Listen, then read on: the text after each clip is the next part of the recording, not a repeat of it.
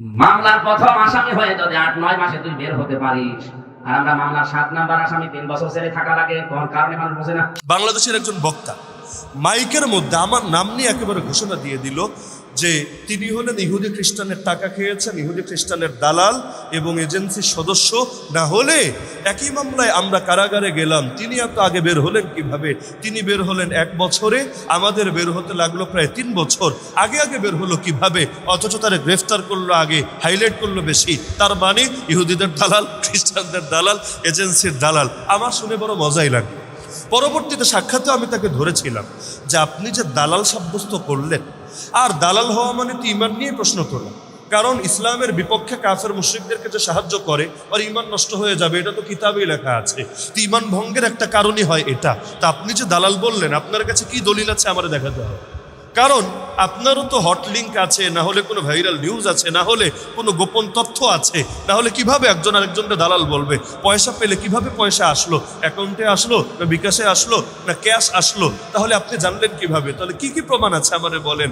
এখন বলছে থাক ভাই, ও যেটা মানে বিগত হয়েছে, বিগত হয়ে গিয়েছে, এই পুরনোটাকে স্মরণে রাখার দরকার নেই। আসলে অমুক ভাই, নামও আমাকে বলেছে, অমুক ভাই আমাকে একটা ভুল তথ্য দিয়েছে, এটার কারণে আসলে হয়ে গেছে। থাক ভাই, এগুলো মনে রাখেন না, আমরাই তো। আমি বললাম ঠিক আছে, আমি নয়তো মনে রাখলাম না, হক ছেড়ে দিলাম। কিন্তু আপনাকে যে বাংলাদেশের লক্ষ কোটি মানুষ দলিল মানে, এবং আপনার এই আলোচনা যে অনলাইনে যুগের পর যুগ থাকবে, আপনি তো প্রকাশ্যে রুজুও করেন নাই, প্রকাশ্যে নিজের বক্তব্য প্রত্যাহারও করেন নাই। তাহলে এই মানুষগুলো তারা যে ফিতনায় পড়বে, অথবা ভুল ধারণা রাখবে, অথবা অপবাদ দিবে, কিয়ামতের দিনের দায় নেবেন নিজের কাঁধে। কিন্তু বলতে একটা বলে ফেলছে। অথচ আমি তাকে বললাম যে আপনি নিজের বিবেককে তো জিজ্ঞাসা করা দরকার ছিল যে কেন আমি আগে বের হলাম, কেন আপনি পরে। যদিও কারণ যেই অপরাধ প্রমাণিত হয় না, সেখানে একদিন খাটলে একদিনই তো এই জীবনের এই একদিনটাকে ফিরিয়ে দিবে, এটাই তো লস। তাহলে 1 বছর তো সেখানে বিশাল টাইম। কিন্তু আমি বললাম যে আপনি আপনার সাথে আমাকে কিভাবে মিলান। 1 নম্বরে আপনি আদালতে ম্যাজিস্ট্রেটের সামনে গিয়ে স্বীকারোক্তি দিয়েছেন, যেটাকে আইনের ভাষায় 164 বলে, 164 নম্বর ধারায় জবানবন্দি, স্বীকারোক্তিমূলক জবানবন্দি দিয়ে এসেছেন যে আপনি এই কাজে জড়িত আছেন। যদিও আপনি পরে দাবি করেছেন যে না, আমি এটা বুঝতাম না এবং আমাকে রিমান্ডের নির্যাতনের কারণে আমি এটা বলেছি, সেটা যাই হোক। কিন্তু আইন কাগজ দেখে আপনার ভেতরে কি আছে আর গোপনে কি হয়েছে, এটা আইন দেখবে না। না হলে এই দাবি সবাই করবে যে রিমান্ডে আমারে মেরে স্বীকারোক্তি নিয়েছে। কিন্তু বিচারক বিচার করার সময় আবেগকে পাত্তা দিবে না, সে কাগজের লেখা দেখবে। তো ইচ্ছাই হোক অনিচ্ছাই হোক, মায়ের খেয়ে হোক আর যা খেয়ে হোক। আর রিমান্ডে আপনি যে সময় থেকেছেন, আমরা একই সময় থেকেছি। তো রিমান্ডে কি হয় না হয়, এটা আপনার উপর পরে হয়েছে, আমাদের উপর আগে হয়েছে। আর আগের মানুষের উপর রাগ একটু বেশি থাকে, যত সময় যায় রাগ একটু কমতে থাকে। তো রিমান্ডের 2 ধাপ পাড়ি দেওয়া আছে, আপনার 1 ধাপ, আমার 2 ধাপ পাড়ি দেওয়া আছে। আমার একটা স্বীকারোক্তিমূলক জবানবন্দি আছে কিনা দেখান। তার মানে আমাকে যেই অপরাধে গ্রেফতার করা হয়েছে, এর পক্ষে সাক্ষীও নাই, এর পক্ষে একটা অকাট্য প্রমাণও নাই, এর পক্ষে আমার নিজের কোনো স্বীকারোক্তিও নাই। তাহলে এই অপরাধ প্রমাণ করার মতো কোনো বাপের বেটা ইনশাআল্লাহ বাংলার জমিনে এখনো পর্যন্ত। না হলে তো আমি বাইরে থাকার কথা না। যেই মামলায় দেখিয়েছে অন্তত 10-20 বছর তো জেলে থাকার কথা, বাইরে থাকার কথা না। তাহলে যতটুকু থেকেছে সেটাই তো ফাও। যদিও লম্বা একটা টাইম করোনার কারণেই কেটে গিয়েছে, 6 মাস তো কোর্টই বন্ধ, এখন শুনানি করা যায় না, বের হওয়া পরের কথা। দ্বিতীয় বিষয় হলো, আপনার মামলা কয়েকটা, আমার মামলা একটা। তো 1 মামলার শাস্তি আর কয়েক মামলার শাস্তি সমান হবে না। আমার যেই মামলায় আপনি অভিযুক্ত, ওই মামলায় আমার আগে আপনার জামিন হয়েছে। পয়েন্ট বুঝেন? স্বীকারোক্তি দেওয়ার পর আমার আগে আপনার জামিন হয়েছে, কারণ আপনার দল আছে, ওই দলের অধীনে কয়েক ডজন উকিল একসঙ্গে মেহনত করে, বিভিন্নভাবে তদবির করে, পয়সাপাতিও বেশি ব্যয় করে ম্যানেজ করে ফেলেছে। আমার দলও নাই, না রাজনৈতিক দল না অরাজনৈতিক দল, আমি কোনো সংগঠনও করি না। আর যারা আমাদেরকে মহব্বত করে, এরা জীবনে আইন আদালত বোঝেও না, অধিকাংশই কোর্ট কাছারি বোঝেও না। তো দিলে আবেগ থাকলেও বাস্তবে ফিল্ডে গিয়ে কিছু করতে পারে না। তো যার কারণে দেখা গিয়েছে যে আমাদের একই মামলায় কিন্তু আপনি জামিন হলো আগে, আমার জামিন হলো পরে। কিন্তু অন্য মামলার কারণে আপনারা আরও 2 বছর অতিরিক্ত থাকতে হলো, যেই মামলা আমার নাই। তাহলে তো আমি আপনার না উল্টো ব্লেম দিতে পারি যে আপনি স্বীকারোক্তি দেওয়ার পরে কিভাবে আমার আগে জামিন হলো। যদিও বের হতে পারেন নাই, সেটা অন্য মামলার কারণে, কিন্তু অন্য মামলা নিয়ে তালাপ না। আমি ব্লেম দিব যে আপনি ইহুদির দালাল, আপনি খ্রিস্টানের দালাল। তা না করে উল্টো দালালির দায় চাপিয়ে দিবেন আমাদের কাঁধে। তাহলে এই ফিতনার সমাধান কিভাবে হবে? তার মানে কি, মানে মাইক হাতে পেলে অনেক কিছু এমন হয়ে যায় যেটার কারণে ইসলাম বা ব্যক্তি প্রশ্নের শিকার হয়।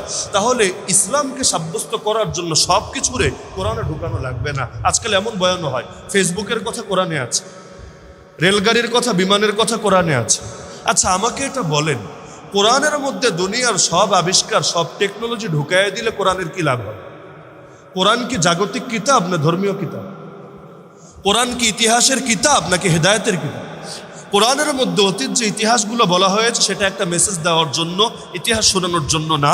যার কারণে দেখবেন একটা ঘটনাও পরিপূর্ণ না। নবী মুসার জীবনে শুরুর কিছু কথা, মাঝের কিছু কথা, শেষের কিছু কথা। নবী ইউসুফের শুরুর কিছু কথা আর মাঝের কিছু কথা, শেষের কিছু কথা। একজন নবীর জীবনী এমন দেখেন জন্ম থেকে মৃত্যু পর্যন্ত পুরো ডিটেল বলা আছে কোরআনে, পাবেন? হ্যাঁ, আপনারা যেতে হবে তাফসিরের কিতাবে। তাফসিরওয়ালা তো বানায় বলতে পারবে না, উনি বিভিন্ন হাদিস দেখাবে, বিভিন্ন ইতিহাস টানবে, এমনকি বিভিন্ন তাওরাত জবুর ইনজিলের রেফারেন্সে পর্যন্ত অনেক সময় কথাবার্তা বলে। ওটা দেখার দরকার নাই, কিন্তু কোরআনের মধ্যে মূল জায়গায় কোথায় গল্প পরিপূর্ণভাবে বলা হয়েছে একটা জায়গা দেখান আমাকে, পারবেন না। তাহলে নবীর জীবনের কিছু অংশ বলে, কিছু অংশ বলে না। কেন? কারণ এটা গল্প বলার কিতাব না, এটা গল্প বলার কিতাব না, এটা হেদায়েত দেওয়ার কিতাব। এখানে হেদায়েতটা মুখ্য। এর জন্য যতটুকু প্রয়োজন ততটুকু আল্লাহ বলে। তো জগতের সব বিজ্ঞানটা নিয়ে কোরআনে কেন ঢুকাতে হবে? এর একটা ক্ষতির দিক আছে, আমি ক্লিয়ার করে দিচ্ছি। ক্ষতি হলো, বিজ্ঞান অনেক সময় পোল্টি মারে না? 100 বছর আগে বিজ্ঞানীরা এক কথা বলতো, এখন পরবর্তী বিজ্ঞানীরা এসে যুক্তিতর্ক দিয়ে সাব্যস্ত করেছে আগের থিওরি ভুল ছিল, তারা নতুন থিওরি সাব্যস্ত করলো। আপনি তো আপনার হাইব্রিড মস্তিষ্ক দিয়ে আগের তারে কোরআনে ঢুকাইয়া ছেড়েছেন যে এটাই কোরআন, এটাই ইসলাম, এটাই আল্লাহর কথা। 100 বছর পর বিজ্ঞান দেখালো আগের কথাটা ভুল ছিল। এবার কোরআন নিয়ে লোকে আঙ্গুল তুলবে নাকি তুলবে না? আঙ্গুল তুলবে নাকি তুলবে না? তো দরকার কি জানেন?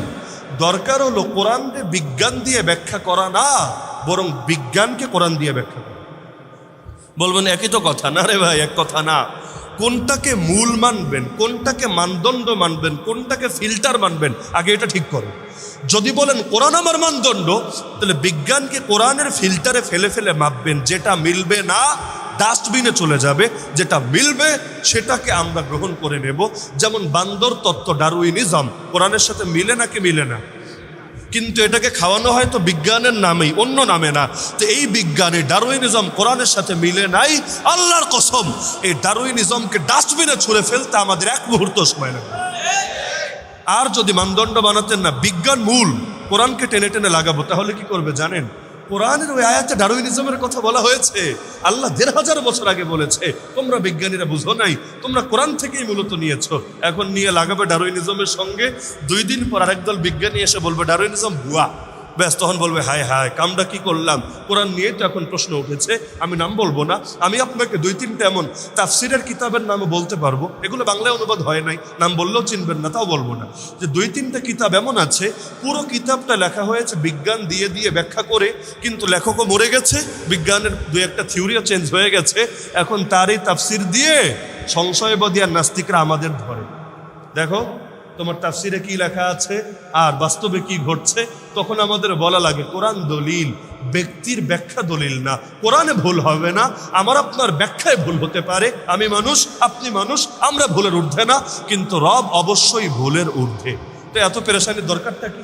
বিজ্ঞানরে এত দাম দেওয়ার কি আছে? বিজ্ঞানরে মূল বানাবেন না, মূল বানাবেন কোরআনকে। কোরআনের আলোকে যেটা মিলবে মাথার উপর, যেটা মিলবে না পায়ের নিচে। ব্যাস, কেচ্ছা সহজ।